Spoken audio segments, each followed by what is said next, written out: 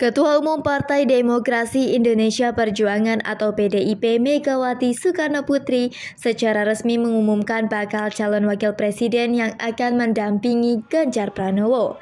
Megawati Soekarnoputri menunjuk Mahfud MD sebagai bakal cawapres pendamping Ganjar pada Rabu 18 Oktober 2023. Pengumuman Mahfud MD sebagai cawapres Ganjar dilakukan di kantor Dewan Pimpinan Pusat atau DPP PDI Perjuangan yang berada di Jalan Diponegoro, Menteng, Jakarta Pusat.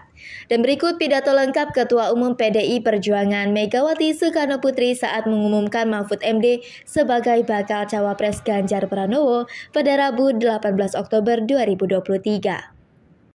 Assalamualaikum warahmatullahi wabarakatuh.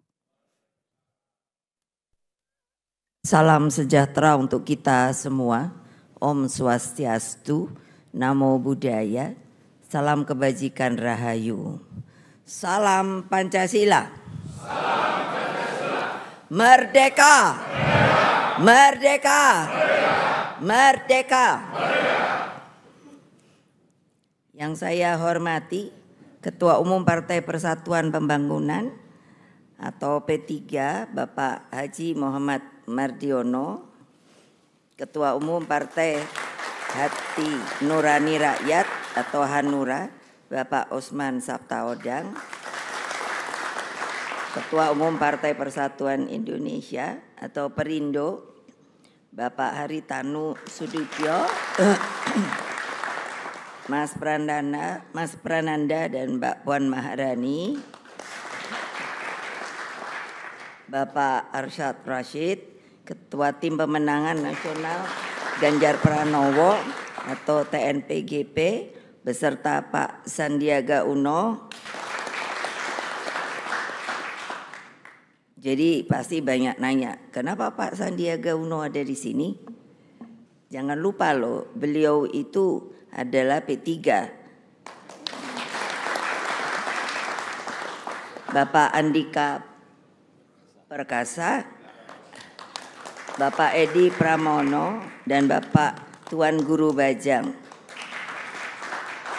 Perwakilan relawan dan tentunya rekan-rekan pers yang pada hari ini saya lihat kok, kenapa ya saya bilang sama Monang, kenapa kok banyak amat ya persnya? Karena bolak-balik sudah nanya, kapan diumumkan? Kapan diumumkan? Saya ngomongnya sabar, sabar. Dan seluruh rakyat Indonesia dimanapun kalian berada yang saya cintai, puji syukur kehadirat Allah Subhanahu wa Ta'ala sehingga kita bisa berkumpul di tempat yang sangat bersejarah ini.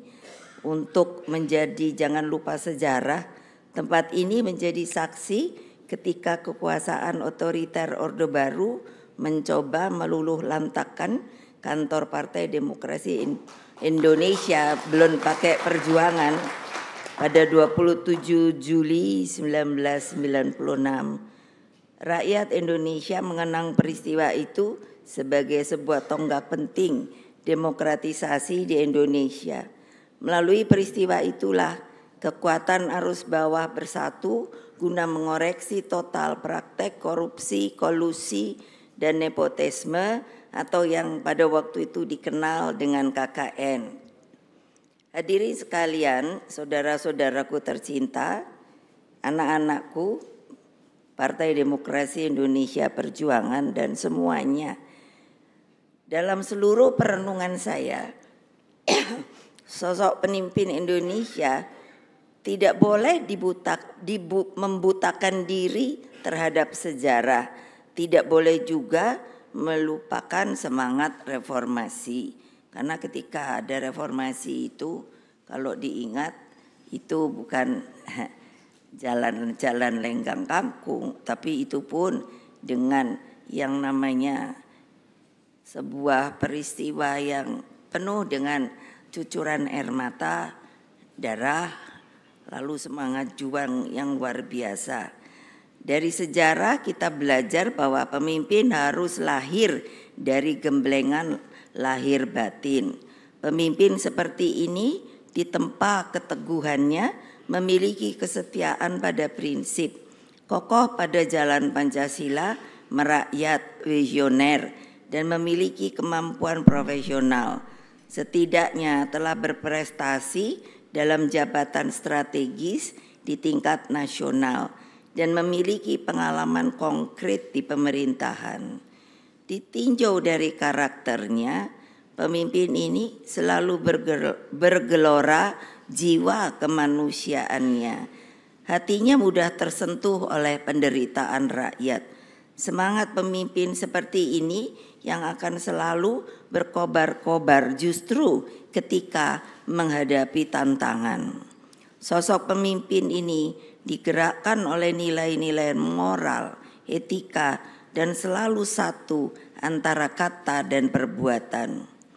Dengan berbagai harapan tersebut, cukup lama saya menganalisa dan berdialektika dalam alam pikir tentang apa toh yang sedang dihadapi oleh Indonesia tercinta kita, problematik yang dihadapi bangsa kita.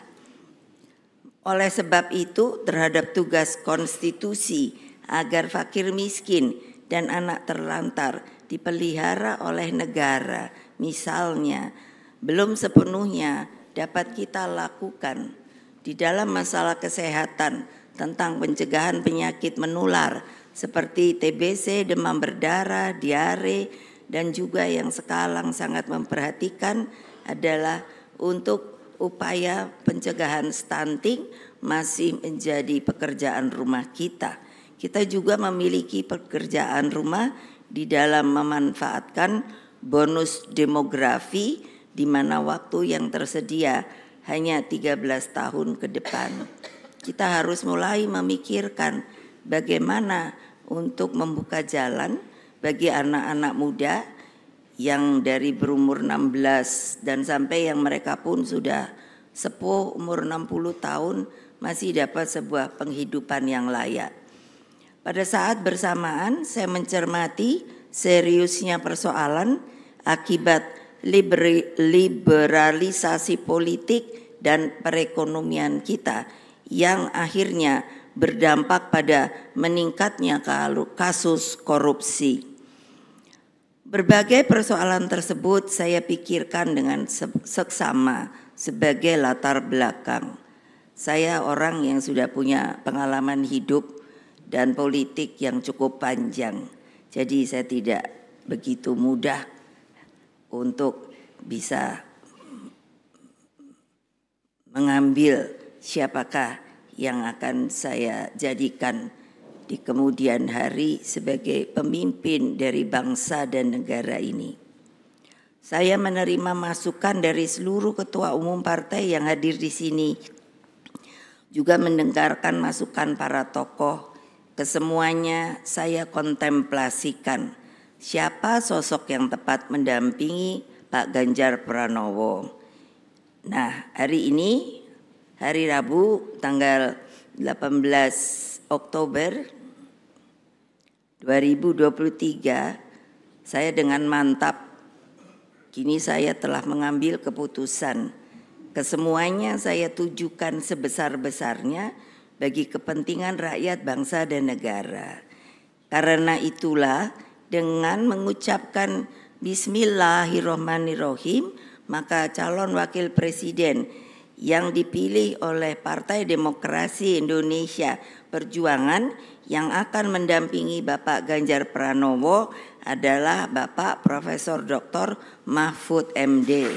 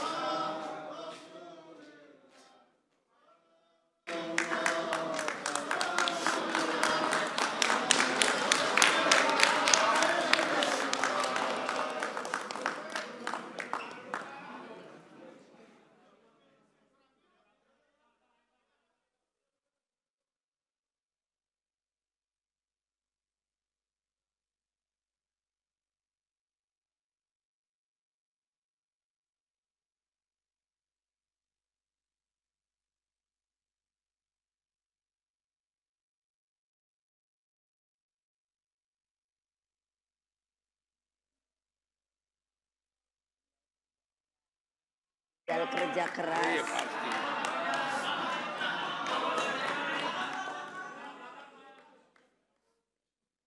Boleh saya teruskan?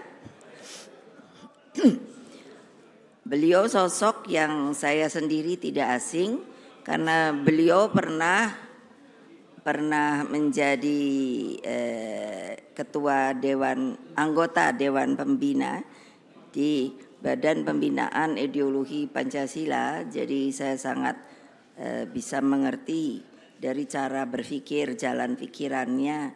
Dan ketika beliau dipilih untuk menjadi Menko Polhukam, saya guyon sama beliau, walah saya ini dari presiden turun menjadi ketua Dewan Pembina Ideologi Pancasila. Tapi saya bilang pada beliau, enggak apa-apa karena itu ideologi Pancasila. Tapi Bapak langsung meroket menjadi anggota kabinet. Jadi tolong ingat Bapak, seorang sosok intelektual yang mumpuni, karena saya perhatikan pengetahuan beliau di masalah hukum sangat penuh dengan pengalaman dan pengetahuan. Sosok dengan pengalaman lengkap di lembaga legislatif, eksekutif, dan yudikatif. Lalu Prof. Mahmud juga dikenal rakyat sebagai pendekar hukum dan pembela wong cilik. Saya bilang sama beliau, ya ini hukum ini jangan terus semuanya pada bungkem ya. Saya bilang sama beliau,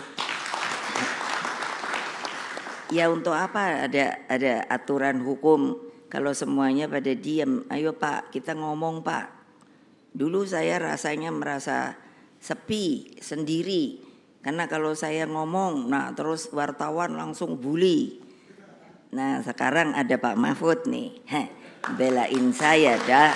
Dan tentunya apa yang telah dikatakan, kita akan bersama menjadi partai berempat yang akan mengusung Pak Ganjar Pranowo dan Pak Mahfud untuk insya Allah dengan pertolongan dari Allah Subhanahu wa Ta'ala dan rakyat Indonesia, kemungkinan maka kedua beliau dapat dijadikan presiden dan wakil presiden.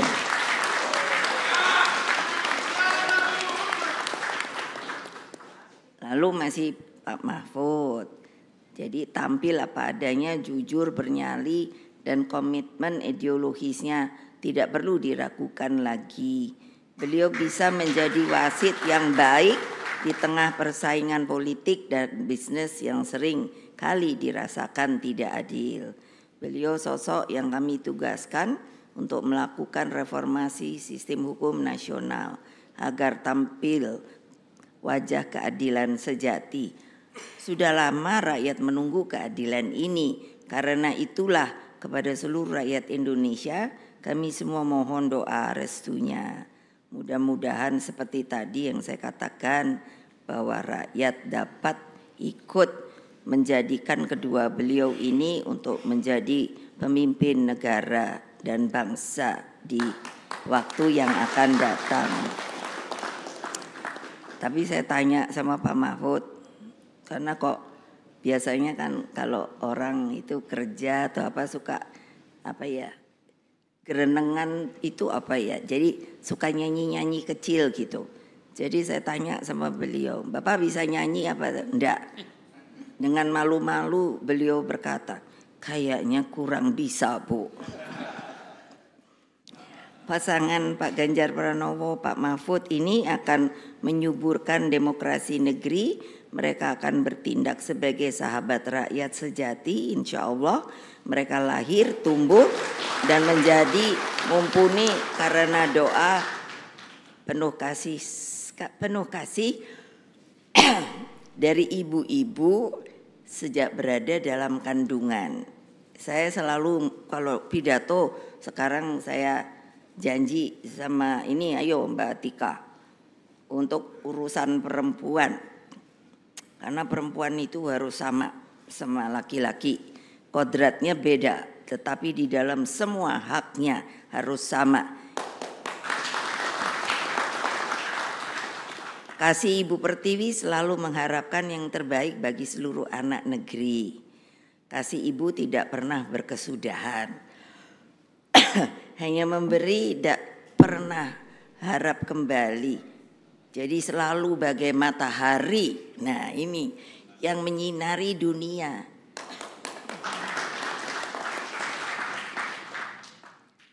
Jadi sekali lagi semoga Allah yang Maha Kuasa, Tuhan yang Maha Kuasa meridhoi perjuangan kita. Ayo terus bergerak ke bawah, perkuat akar rumput, bertemu dengan mereka, satukan seluruh energi juang. Kita persembahkan kemenangan untuk rakyat melalui Pak Ganjar Pranowo dan Profesor Mahfud MD. Akhirnya mengakhiri sambutan ini. Nah, ini saya ingin mengutip juga saya untuk mensosialisasikan kembali. Mengutip lagu kebangsaan Indonesia Raya itu ternyata stansa tuh Pak. Bagiannya itu ada 3. Saya akan mempopulerkan kembali, tapi acaranya kalau yang besar-besar. Karena ternyata itu Indonesia. Mohon maaf kalau begini saya lagi alerginya saya. Jadi ini stansa ketiga. Coba tolong direnungkan bersama. Indonesia tanah yang suci. Nah, tanah siapa? Tanah kita yang sakti. Di sanalah aku berdiri menjaga siapa?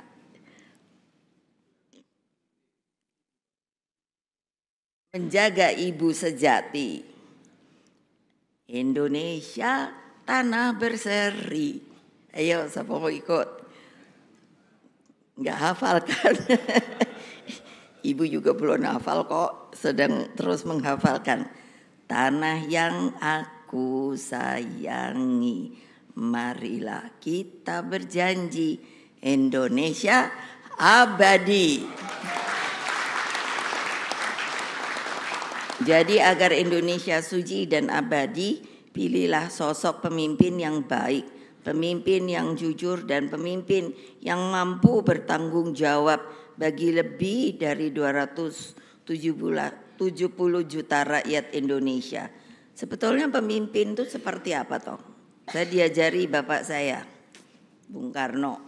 Dari mulai SD saya mulai dimasukkan pikiran-pikiran politik. Jadi katanya beliau begini, pemimpin yang sebenarnya itu adalah ketika masa krisis atau kritis dapat mengambil tanggung jawab itu untuk menyelamatkan negara kita.